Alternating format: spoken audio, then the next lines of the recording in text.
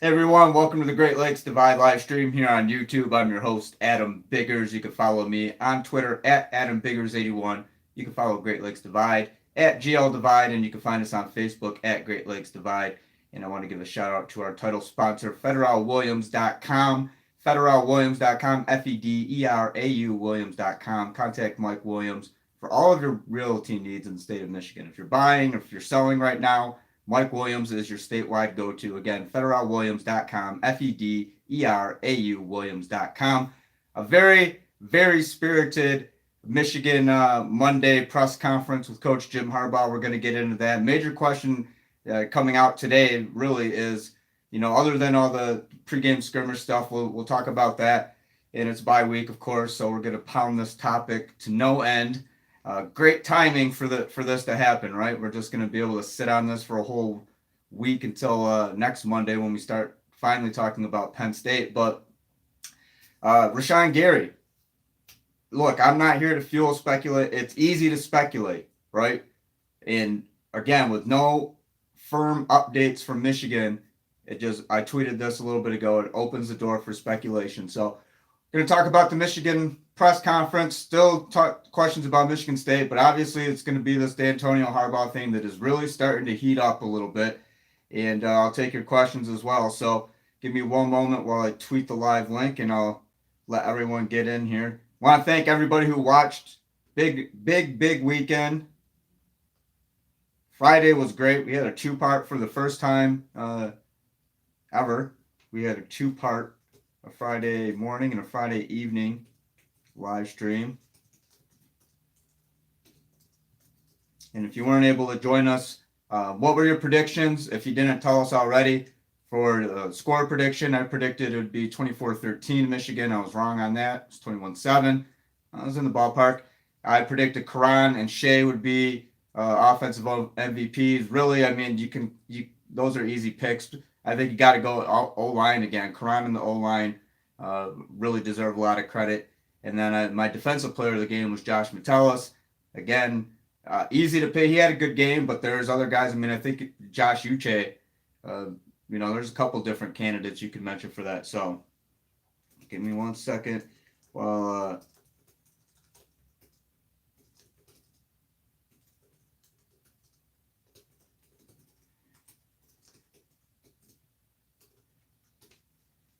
go ahead and tweet this. Michigan had its basketball media day today, and I planned on attending. And then I got an email. We have some things kind of going on, behind the scenes that we're working on for basketball season. So I ended up having to leave.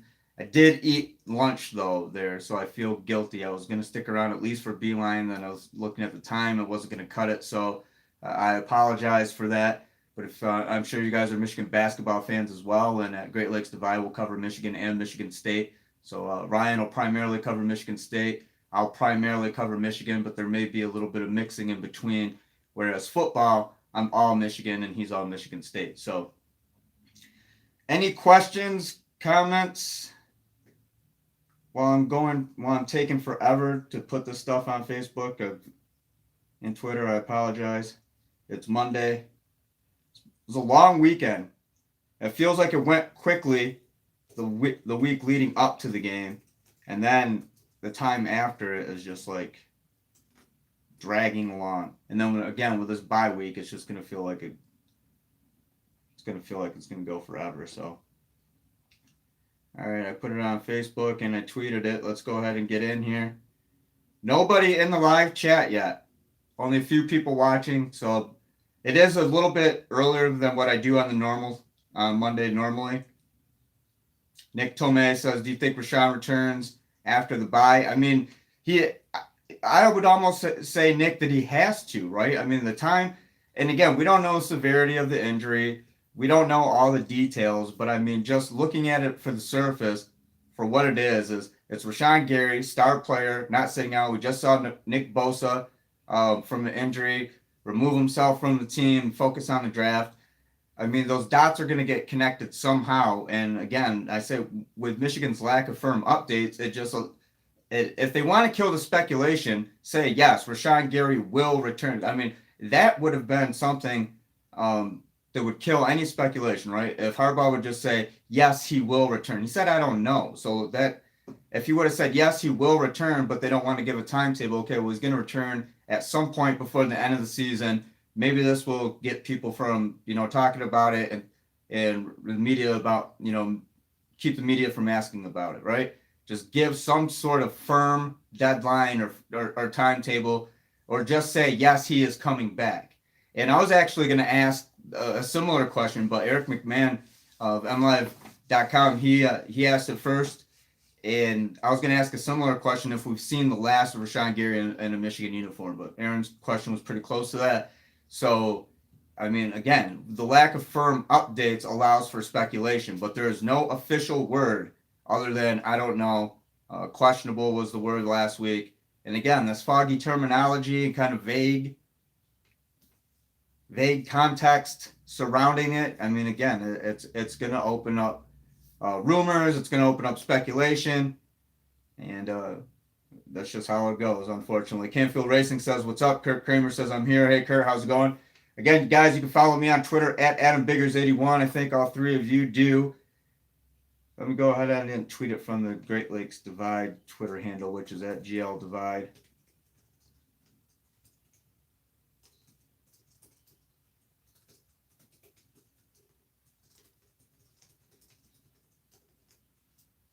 I'll ask you guys, since we're waiting for the room to fill up here, what do you think of this Harbaugh and Dantonio thing? I mean, fandom aside, I know most of you are Michigan fans or might be a Michigan State fan in here. I doubt it, but let's just say for the sake of being even, regardless, if you're a Michigan or a Michigan State fan, you got to see this for what it is. And the video does not look good. There are a lot of screenshots. There's a lot of supporting evidence. Harbaugh mentioned today that Michigan State's assistants and strength coach Ken Manning were on the field when this was happening. He said it was an orchestrated, and I'm quoting him right here, an orchestrated stormtrooper march down the field. He used the term orchestrated stormtrooper march. He brought notes. Because I don't think for some reason it wasn't brought up immediately, and I guess people may be testing him out, kind of feeling the waters. He came in, no hat, fresh haircut, was in a pretty good mood, obviously. Talked football questions, but this was obviously one of the dominating topics of the day. And he had notes. He said them. I thought he was going to read a statement or something. I have the video on my YouTube. Go ahead and check that out and subscribe to the channel if you haven't already. Dre408 says, hi, Adam. Sean Holtz. What's up, Adam? Hey, guys, how's it going? Thanks for joining. Nick Tomei says if he comes back motivated, he could bring that defense to a championship caliber unit on Rashan. Canfield Racing, I mean, this year was going to be it for Rashan either way, I think. So, Nick, I don't want to burst your bubble here, man, but don't hold your breath. I don't think Rashan Gary's coming back next year. Unless it's some kind of injury this season and he feels like he has something left to prove. I mean, there's always that aspect. You can always that little sliver. And again, Rashan's very competitive. Maybe he is that type of guy. And I'm not saying that he's going to sit out the rest of the year. I'm saying, regardless if he was injured or not, this was going to be his last year at Michigan. That was my personal thought. Canfield Racing says if Ohio State loses to Michigan State and Michigan loses to Ohio State, who wins the tiebreaker? You're going to make me break out. I had the Big Ten rule book on PDF form. If Ohio State loses to Michigan State and Michigan loses to Ohio State, who wins the tiebreaker?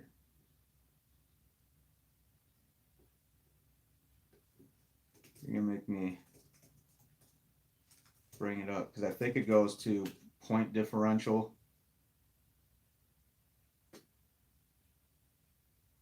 I got it for you right here.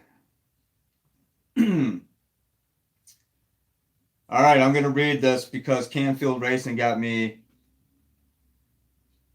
interested, and I don't want to say something that's wrong, give you the wrong, but this is what I think it is, and I'm going to read it just to make sure. Again, I have it on PDF just to make sure. Okay, so this is about the following procedure will determine the representative from each division in the event of a tie. If two teams are tied, the winner of the game between the two tied teams shall be the representative, which in this case that wouldn't be. If 3 or more teams are tied, steps 1 through 8 will be followed until a determination is made. If you know what, I'm just going to drop it right here. But I think when you're in this case that you're describing, I think it's going to they go to point differential. That's the Big Ten tiebreaker rules I just put.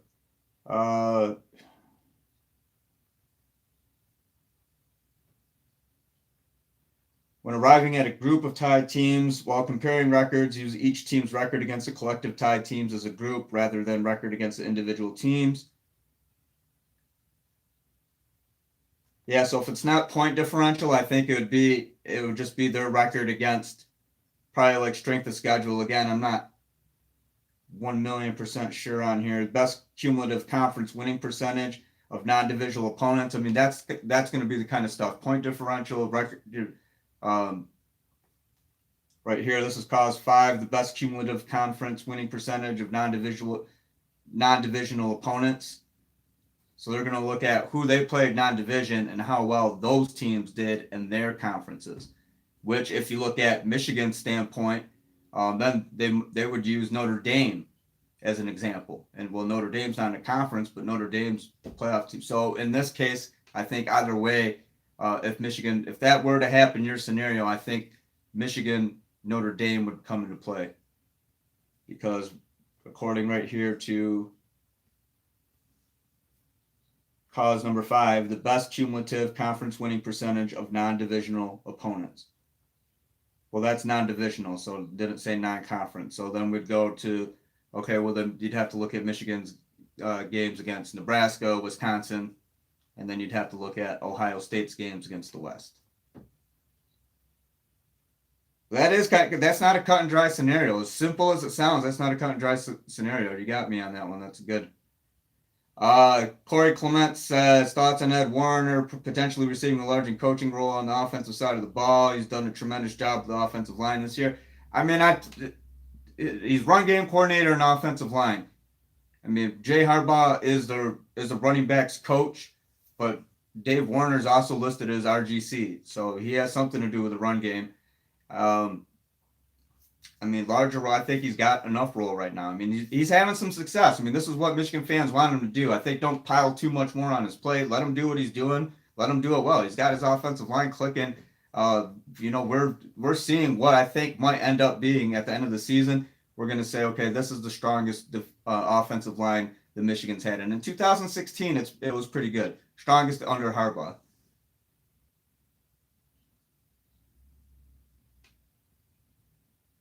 Cal Barber says Ohio State isn't going to lose to MSU. I mean, you never know.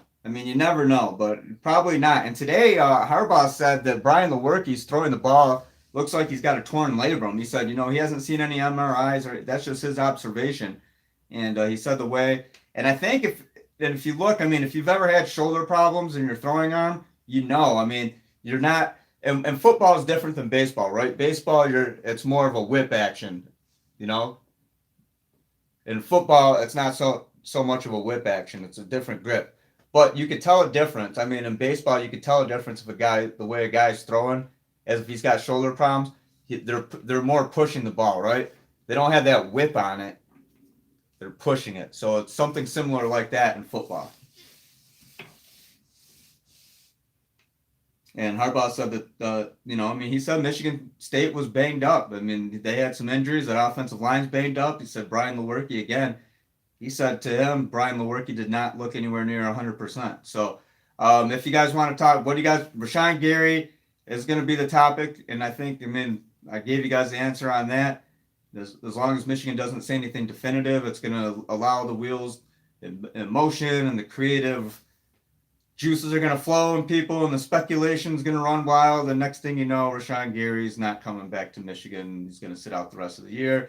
And that's what people are going to run with because Michigan won't squash it. So, I mean, that's kind of a problem with that. But again, they're not going to just, let a rumor dictate what they say. But I do think at least saying something to the effect of he will be back, then that at least ends one part. Okay, well, he's coming back. When is he going to come back? Well, we don't know that yet. But he is coming back, so at least that was said. And again, Michigan's not saying anything along those lines at all. So Canfield Racing says, thanks. Yeah, no problem, Canfield Racing. Barbello Spark says, the rain saves Sparty from being blown out. Michigan has the only defense outside of maybe Clemson to deal with Alabama. Thomas Bridges says, do you think it's possible that Michigan can defeat Ohio State? I'm not trying to look ahead too soon, but Ohio State is demoralized in their performance by Purdue. I don't think it's impossible. And guys, at the beginning of the year, I said 9-3 was logical, and this was if the O-line was okay and Shea was okay. I said 10-2 would be the ceiling if this O-line was real good and Shea was as advertised or better. Well, I mean, we're seeing that right now. And I mean, 10-2, I still think is a ceiling. Ohio State, that's going to be a tough game. That's at Columbus, and there's just something that Ohio lately. I mean, I don't know, but is this the Michigan team that's going to say, okay, look, no more, kind of take it into their hands? And yeah, what did Purdue show? I mean, Purdue, that wasn't just a win by the Boilers. That was an embarrassment on national television. I mean, the Buckeyes were thoroughly deflated. 49-20. I part of me says there's no way that Purdue does anything close to that to Michigan. This is a game where Purdue, if they were to play this is a game where Purdue just had its absolute A game, and Ohio State did not have its A game. I don't have any other explanation for that. Ohio State's a very good team, but then again, a loss like this shows that there's some deficiencies. This wasn't okay loss on a close game on the road. This is a loss that shows, okay, well, you know, and Michigan better watch the hell out of that tape, right? Michigan better study that tape, and whatever Purdue did to Ohio State, do that.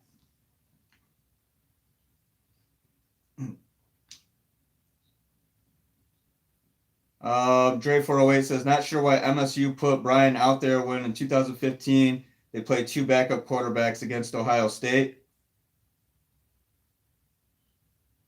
Well, I mean, I just don't. I mean, we saw Rocky Lombardi late in the game. I mean, I just don't think that he's ready by Michigan State's quarterback situation beyond Brian Lewerke is a problem, right? Austin Cooper says, this is another test. If they could stay hot during the bye week and win out, this will be a very dangerous playoff team. Richard Conrad. Hey, Rich. Big Rich in the building. How's it going, Rich? How the team do this year? Says, go blue, Adam. Ironcross says, I called that one, Adam. Barbello Sparks says, offense will be sick. Tariq comes back. Trio City says he's got Rico Beard in his feelings. Trio City, man, leave Rico alone. It's going at him. I mean, yeah, I guess there are more topics we can discuss. I mean, bye week. Are you guys good with a bye week right now? Do you want this bye week to potentially slow down the momentum that Michigan has built with big win over Wisconsin, big win at Michigan State? I mean, we're seeing 7 games in a row. Why stop, right? I mean, 7 wins in a row. Why stop a good thing? Now it's bye week going into Penn State. I mean, obviously it's the best case scenario for the bye week, and the bye week comes when the bye week comes. But if I'm Michigan, I don't want to stop playing right now. But then again, it's a good week to get rested, prepare. I mean, this will be a big game against Penn State. Don't make any mistake about that. Pros and cons, of course. But I think, you know, if you ask the players, at least the guys who are 100% healthy and ready to go, I mean, these guys would probably want to go play tomorrow. And I think I said that in 2016 during their bye week, almost verbatim. And I asked a lot of the guys, and they wanted to go play. So, I mean, when you're hot and you're coming off not only just a win, I mean, it's a 21-7 win, which probably should have been a lot bigger than the score show. I mean, it was domination by Michigan in every facet of the game. So 21-7 doesn't really even tell the story of it. But, I mean, these guys are playing their best football right now, and Michigan is going to be a dangerous team. That much is pretty clear. Simple Carl says, I told Adam at the beginning of the year that Notre Dame is the toughest team we'll play this year, and he said no. Well, because I was looking at Ohio State. I really was. I didn't disagree that Notre Dame wouldn't be tough, but I am surprised that Notre Dame's undefeated too. And I mean, look, that Ball State, they barely beat Ball State, right? And people were saying, oh, well, look at Notre Dame. Maybe Notre Dame's not that good. Notre Dame's kind of a surprise to me. Yeah, I'll give you that. You did call that. You did say that Notre Dame would be the toughest. I said it would be one of the toughest. I thought Ohio State would be the toughest game. Brandon Gamble says, "What's up, Adam?" Hey, Brandon, how's it going? Simple Carl says, "I think Northwestern will beat them."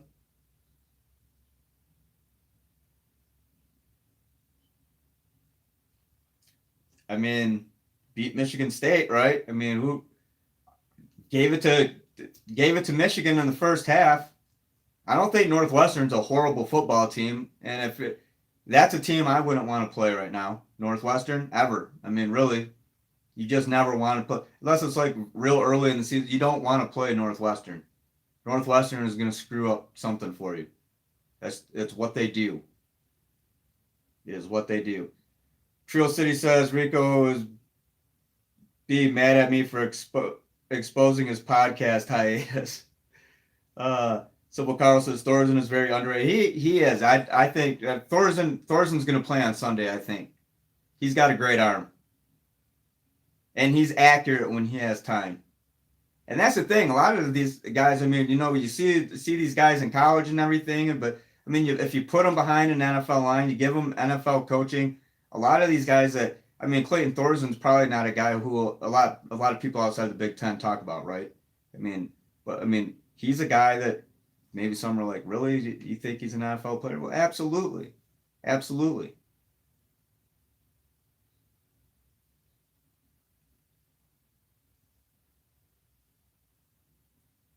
Dre 408 says, Trill City, did you hear that guy today? He was mad. He talked more about the off the field than the game. Simple Carl says it's a night game for them at home. You're talking about Northwestern. Trill City says, Rico said, I talked to Marcus Ray last night for an hour. He as well. Like, why wouldn't he be already unbiased, right? You guys are funny. Trill City's going on the offensive. Quick poll. Who wins in a... I feel like with this Michigan State thing, the only way it can be settled is in a good old-fashioned boxing match for charity. I mean, Mark Dantonio and Jim Harbaugh should just put on the gloves, step in the ring, and go for it. I mean, honestly, I'd pay to see that. Trill City, you're good at promoting stuff. Why don't you organize that fight instead of picking on Rico? Cody Peicher says, you think Purdue is hot enough to win the West? No, I don't think so. But I mean, that's a big win. And I mean, really, the West, who knows? But I mean, I think it's Iowa. Winnie Jackson says, I'm worried about Nordine. Hopefully he can get it together during the bye week. Troll City said, we got to box it out. Who? Me and you? I'm a lover, not a fighter. I'm not fighting you, Troll City. You're out of my weight class, I think. If you're a lightweight, let's go. Barbello Sparks says Sparty don't want to box us. Rico wants to fight the fans that he attacked.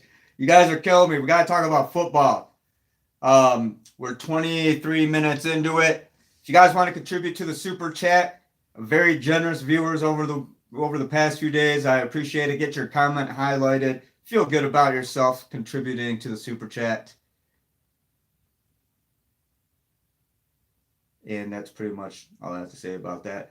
Again, Rashan Gary, your guys' thoughts on Rashan Gary. That's a topic we've discussed in here. Would you let me pose this question to you. Would you be mad as a Michigan fan or just college football fan in general? Maybe don't even think of it as a fan.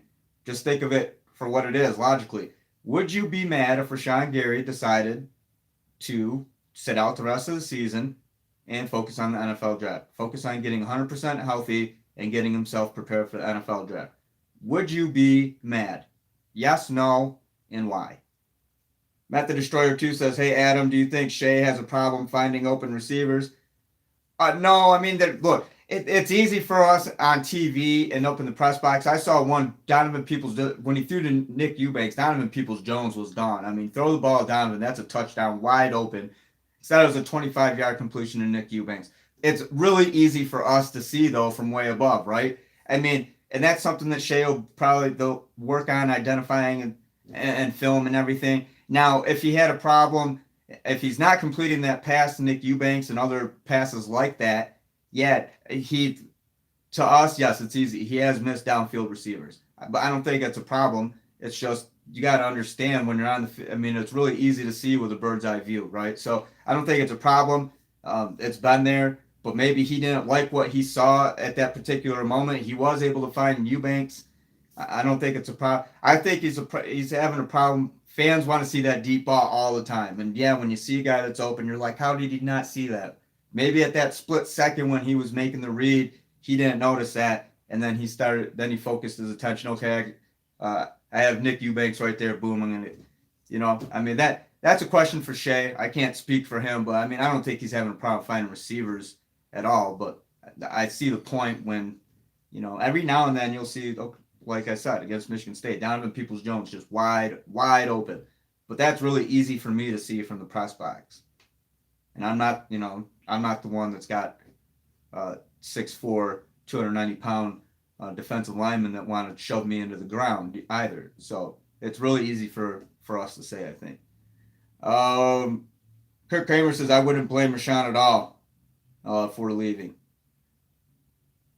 Sayu7 says, good point. I've been saying our production hasn't show. Okay, I don't know what that would. Why do you sleep too? Says, I wouldn't be mad. I would understand. If he gets hurt again, that might lose him millions of dollars. I want him to play, but he needs to be the best for him at the end of the day. Cody Pleischer says, Michigan proved it can win post-Tuttle era. That's a big statement. Yeah, Nate Tuttle. I mean, Cody, if they don't have Nate Tuttle at defensive end, I mean, Nate makes them better, but I think at the end of the day, they're still doing okay. And that's an inside joke. Nate Tuttle, never a Michigan player. In his own mind, he's a super fan, guys. I mentioned it before. He's on Twitter. Find him, Nate Tuttle at King Tut. So I don't know what his handle is, something like that. But you can always see him in the crowds wearing his Michigan helmet, and he's got like flags, and he's famous, basically. And he was with Cody and myself and Manny last year when Michigan played Florida in Dallas. Whitney Jackson says she wouldn't be mad. Defense is still, yeah, guys. I mean, really, if you look at it, Michigan's defense has not experienced any drop off without Rashan Gary. We've talked about this several times. But yeah, they want him back, but that's still. I mean, Kwity Paye's been excellent. Josh Uche's been. I mean, Josh Uche's playing at an all Big Ten level right now. Small sample size, just these past few games, but Josh Uche is proven to. Josh Uche is going to be a star player on this defense next year. If he's not already morphing into one right now. So there are a lot of guys on this defense. And I think yesterday I was asked about who do I think on this defense. There's 5, 6, 7 guys that we might not see from this defense next year. So, I mean, to see Josh Uche, see Kwity Paye, see Michael Dwumfor, those are the guys of tomorrow. Trill City says Rashan Gary can do exactly what Bosa did. It's fair exchange. Anybody want more out of him? Doesn't understand. It changes nothing in the outcome of wins and losses. It's irrelevant. Yeah, and I mean, from my perspective, if Rashan Gary were to sit out, I don't think it's selfish. I don't think he's leaving his team. He's got to be concerned about his future. All these guys, the super high level ones. I mean, every one of them wants to play NFL football, right? But I mean, the Rashan Garys of the world. Look, you got to understand. I mean, this is football. This is his plan. Rashan Gary, I mean, he's already a brand in himself, basically, right? I mean, he's at Michigan, but I mean, he's going to come into the NFL. He's going to have a name brand for himself. He's already got that little logo. I mean, this kid's ready. This kid's ready to go pro. I can tell you that. But at the same time, again, he's close to his Michigan teammates. I don't think it would be selfish of him.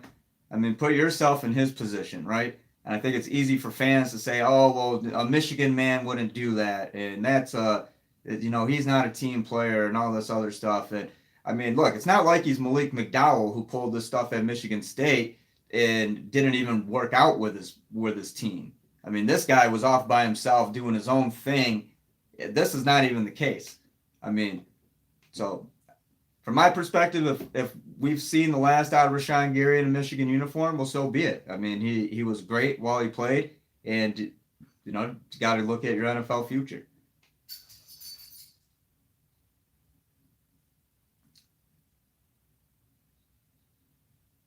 Any other questions, guys? I'm seeing some comments. It's stuff that we've talked about it already, so I don't want to go over too much about Rashan being out. Greg Jackson says, what about people that accuse Harbaugh of being hypocritical when it comes to the Bush League moves? I'll elaborate on that, Greg. And when it comes to this whole Michigan, the whole pregame incident at Michigan State, I can tell you that I talked to Michigan Athletic Department, and members of the staff were asked to leave the field, basically given a warning saying, hey, we're going to be coming through in X amount of minutes. Well, the players on the field weren't told at the same time, and I'm not sure where that rift in communication was. And then next thing you know, there are a couple guys lingering out there: Devin Bush, Vert Hill, Lawrence Marshall, and Michigan State's doing its march down the field. Right now, they broke the chain for Clee Cutson. I didn't see any video with Levert Hill. With Lawrence Marshall, they did not break the chain. Now, clothesline, okay. Well, a clothesline, arm and arm. When I think of clothesline, I'm thinking neck, right? So people are like, oh, well, Harbaugh's, dishonest or being over exaggerating, wasn't a clothesline. Okay, well, it was arm and arm clip, right? And then Lawrence Marshall. The fact is, Mark Dantonio was close enough to see this. So Mark Dantonio caused a BS. Harbaugh says that the whole thing was Bush League. Today, he even added, he said juvenile. What was another term?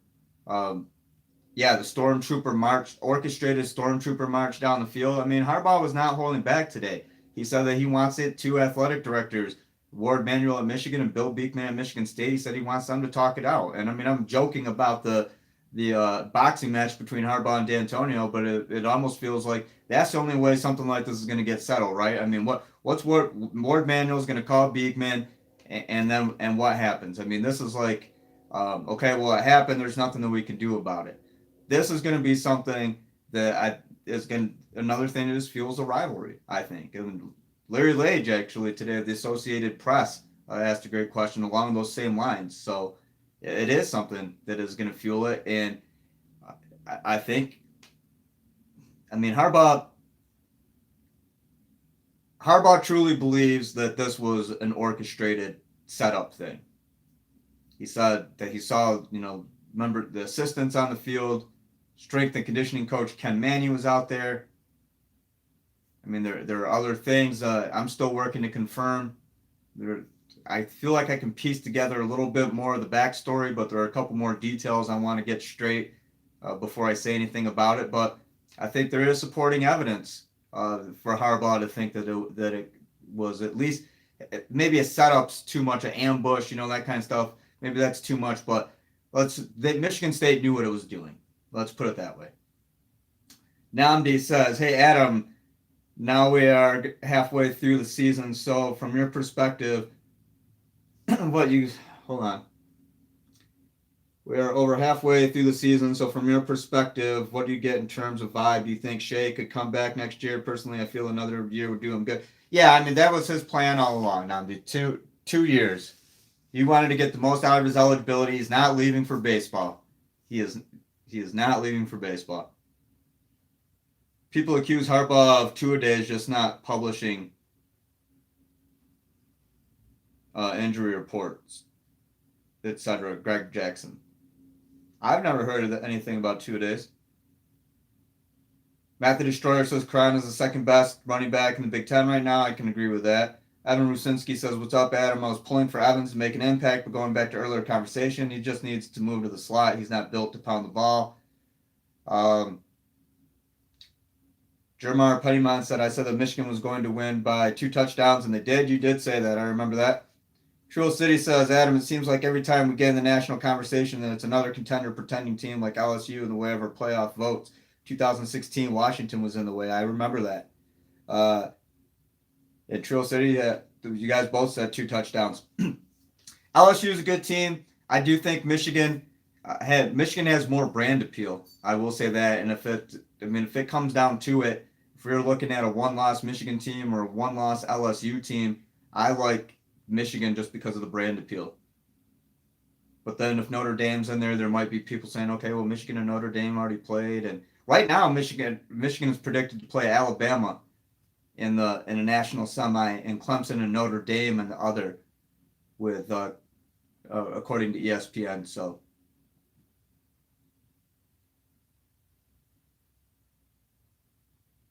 Nambi says basically the only one who might leave early could be Gentry. Where is this coming from? On offense? Is that what are you talking about? Potential NFL players on offense? Yeah, because Gentry is a redshirt junior. Everybody else, I gotta believe, is probably staying. Whitney Jackson, no player availability. Not today. No, we'll get Don Brown on the Big Ten teleconference call tomorrow. No player availability, and nothing beyond Brown on the teleconference and Harbaugh today. I'm gonna see if I can request some interviews, doing some stuff for some future stories and everything like that. But in terms of open availability to the media, Michigan has nothing beyond what today and tomorrow. And that's not even tomorrow's just teleconference. So really today was the only press conference, only in-person availability of the week. Brian Rusinski says you need to jump on the Michigan bus and become a fan. Be our face and covering Michigan. I can see you're ready to bleed maize and blue. I appreciate it, Brian. Hey, I'm glad that that you guys like the work that I do and respect it and things like that. And honestly, though, if I was a fan, wouldn't that kind of bother you though? Because if I was a fan, then I'd be afraid to be critical or I'd be too overly emotional. I like not being a fan. I feel like it's fair. I mean, I've been around sports enough. I've watched enough college football. I mean, a lot of you guys too. I mean, you, if you're too much of a fan, it can cloud your judgment. And if you're, let's say I get accused of being an Ohio State fan. Sometimes it's kind of funny. Let's say I was an Ohio State fan, and I'm sitting here and saying, "Oh, well, Michigan's really good." Wouldn't that mean a little bit more? Because then I'm not biased. So I'm kind of just, I don't know. I don't think me being a fan would. I think being a fan of the team would cloud it. Some of the guys down there are. I mean, a lot of them are, right? A lot of these independent sites and everything, they're fans and they cover the team well and everything. But for me, I just look at it as I don't see. Oh, well, that's Michigan. And you guys know I'm not a Michigan fan, so it's not like I'm looking at them like, okay, well, that's an automatic check mark against them. I don't look at it like that. I look at the players, quality of coaching, what I see on the field, and what I see on the field, and what I've seen on the field, and heard from coaching staffs the coaching staff ever since Jim Harbaugh got there is this is a Michigan program that is really rebuilding its way back into a nationally prominent position, right? This isn't just, okay, well, Brady Hoke and Rich Rod, it was name only. Well, the Harbaugh name appeal, the Michigan name appeal, and then you put the performance back with it, then it's not just hype anymore, right? And I think that Michigan football is headed in the right direction. So, Trio City says, Adam, stay neutral. Always. Always.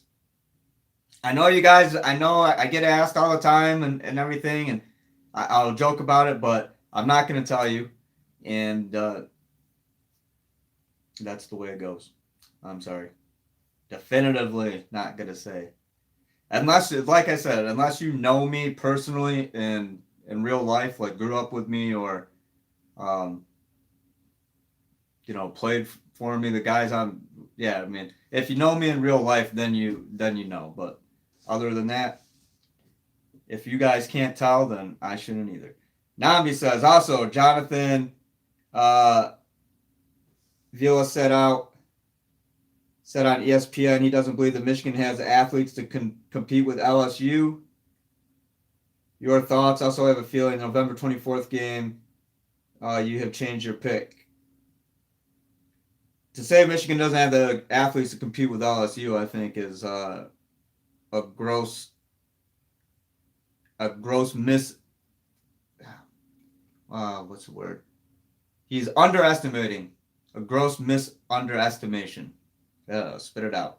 Michigan has the athletes, I think, to compete with anybody.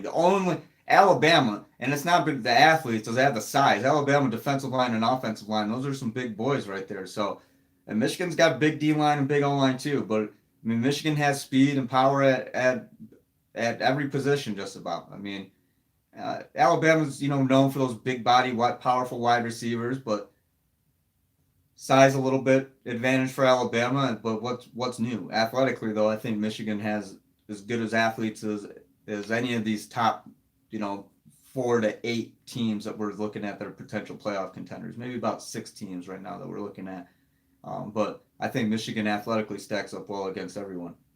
I mean, 9-20 says, do you see more down the field passing and opening up the passing attack like we're running Patriots offense 10 or 5-yard pass check downs? I think we've seen what the offense is going to be. I mean, we're 8 games into the season, with exception to maybe a little bit more expansion. But I mean, I think Michigan's throwing the ball field. I guess I don't get it. I mean, do you want an offense that can move the ball and is effective? And I think that once you get to that one point, as fans and spectators are like, okay, well, the offense is good to this level. Well, now I want to see this, because now this, which was good enough before, is no longer good enough. Now I want to see this. I just don't think it's really part of Michigan's offensive game plan to throw the ball downfield a whole lot of times, and you really don't have to. I mean, element of surprise, I guess. I mean, you have Nick Eubanks who could do some damage. You have DPJ who could do some damage, but I mean, you're fine the way that you are. I mean, I don't think the Michigan has to go out of its way to throw the ball deep. It's I mean, like that throw to Donovan Peoples-Jones. I mean, that was Shea recognized one-on-one coverage. I don't even know if that was necessarily that play was designed for Donovan in the first place. I think that Shea just recognized one-on-one coverage right there and exploited it. So, do I see more down the field pass? I mean, I think we're going to see about what we see right now. And I mean, they threw the ball down the field a couple times. Again, that Nick Eubanks 25-yard reception. That was a nice throw. Nambi says, I feel like Michigan has finally closed the gap on Ohio State roster-wise. We'll say, I don't know about that yet, but close. I don't want to jump to too big of conclusions after 2 big wins by Michigan over Wisconsin and Michigan State. They are definitely a Big Ten contender, and they are definitely in the playoff race right now. And like I said, I mean, this is a team that with the offensive line playing the way that it is, and Shea Patterson playing the way that it is, there wasn't any questions about the defense. My questions were O-line and Shea Patterson, and so far so good, and probably at times a little bit better. And I'm to the point with Shea Patterson, I don't even want to know his stats. I don't even look at his stats. I just watch him play now, because some people are going to get 14 to 25. That's still better than 50%. I mean, and only 212 yards. Don't look at that stuff. Look at the plays that he's making. He's making big play after big play in some capacity. And because of Shea Patterson, Michigan's offense is fine. And that's, I mean, I know that people, like I said, people want to see the ball thrown down the field a little bit more. And if it's not broke, don't fix it. They're 7-1 right now, and they're not showing any signs of having problems with scoring. I mean, yeah, there were a couple slow starts, but this offense looks good to me. And running the ball, you tripled the average what Michigan State gives up per game rushing going into this game. Michigan State was at like 62 yards per game. Michigan put up 183, so nearly tripled Michigan State's number 1 rush defense average. That's the kind of stuff I think that needs to be focused on, rather than the lack of going deep. Look at what they're doing well. It's working. Any other questions? Troll City says, Jonathan Vilma seems to be that gatekeeper on the show voting against Michigan's resume. Well, you guys know where he played, right? For those who don't, let me...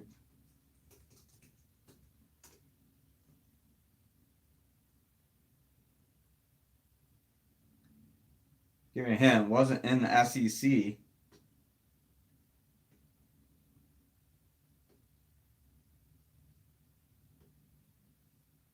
Who knows? He played for the U. feel like everybody hates Michigan, right? Everybody hates Michigan. If you're not from the North, all the Southern football teams know Michigan. No. Greg Jackson says, thank you for answering my question. I love your interviews and blog posts. You are number one in my book, brother. I appreciate it, Greg. If I missed your question or your comment, it wasn't on purpose. Sometimes they come fast. I try to get to them all. I'm going to cut this one. We're going to get off here in a couple minutes. Any other questions, comments? John Bayon says they're really missing Tariq Black in terms of deep passing game. DPJ is the only other serious deep threat. The rest are possession receivers and tight end. What I mean, Nico Collins, man, yeah. Matt the Destroyer says, yeah, John, Nico Collins, yeah, Nico's a deep threat.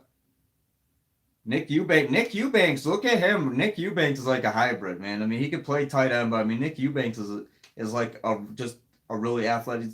I don't want to say he's like Devin Funchess. But Devin played tight end and wide receiver, hybrid position. They're alike in that sense. I mean, different players, different styles. But, I mean, Nick is athletic enough to make plays like a wide receiver. And, I mean, just don't look at him in the light of the tight end. Nick Eubanks is more than that. I like Nick Eubanks a lot. I think he's going to be really good down the line.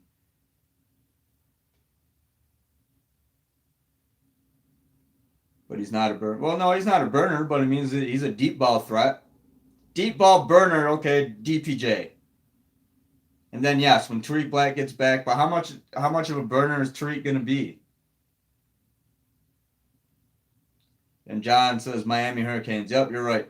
That's where Vilma played. Trill City says, Nambi, does one game outcome mean Ohio State hasn't had top 3 class for the last 5 years? Vilma played for Texas. No, Miami. Trill City. The Gov says, what's up, Adam? I had to broker a peace treaty in Central Europe, so go Wolverines. How'd that go? I'm glad you came in a little bit late, and guys are guessing the U, which are right for Vilma. Trill City. Yeah, every now and then I have those. I was for some reason I was thinking Vanderbilt because he played for the Saints in same colors basically, and for some reason I'm like, did he play in that? No, he didn't play in the SEC. For some reason, I wanted to say Vanderbilt right off. And then I was like, thinking in my head, I'm like, he played for Miami. Then I had to look. And yes, it was Miami. But initially, for a split second, I was thinking it was Vanderbilt for some reason. All right, well, we're gonna get out of here. Adam, you getting that chicken pot pie from down the road tonight? You deserve it. I don't know what I'm gonna get yet. I haven't decided. I am getting hungry, though, so I do need to get going. And I'll have some writing up tonight. I'm not sure what I'm going to write about yet. I might wait until tomorrow with Don Brown on the conference call. But we'll have some more live streams this week. Again, don't be afraid to tweet me questions, topic ideas at AdamBiggers81. Follow Great Lakes Divide on Twitter at GLDivide. And find us on Facebook at Great Lakes Divide. And greatlakesdivide.squarespace.com. Mobile, greatlakesdivide.com for your desktop. Want to give special thanks to federalwilliams.com, our title sponsor. For all of your realty needs in the state of Michigan, whether you're buying or selling, contact Mike Williams at federalwilliams.com. That's FEDERAU Williams.com. I guess we'll take one final one. I'm not trying to blow through these guys, but I am hungry. Mike Palco. Hey, Mike, how's it going? Do you think Coach Harbaugh would take a Rose Bowl berth over a playoff berth? No. No. They want the playoff. The Rose Bowl's great. But, I mean, depending on what year, though, because, I mean, Rose Bowl will be a semi. They rotate. But this year, no. He wants a playoff. He doesn't want anything short of playing for a national championship. That's not on Jim Harbaugh's radar. I can guarantee that. J-Mays, which team in the playoff would match up well with Michigan? I mean, I think Notre Dame. I mean, I'd like to see Michigan Notre Dame round 2, actually. So, hey, guys, I appreciate it. I'm going to get going. Again, follow me on Twitter at AdamBiggers81. If I missed your question or comment, I apologize. Got a lot kind of right there at the end. So, I'll try to get to it. We'll do a live stream tomorrow. And if it's that important, if you want to answer it before I can get to it tomorrow, again, tweet me at AdamBiggers81. Don't forget to like and subscribe. Like all the videos on my YouTube channel. Subscribe to all the videos or the channel and all that stuff. So thanks again, guys. Enjoy the rest of your Monday, and we'll talk again tomorrow.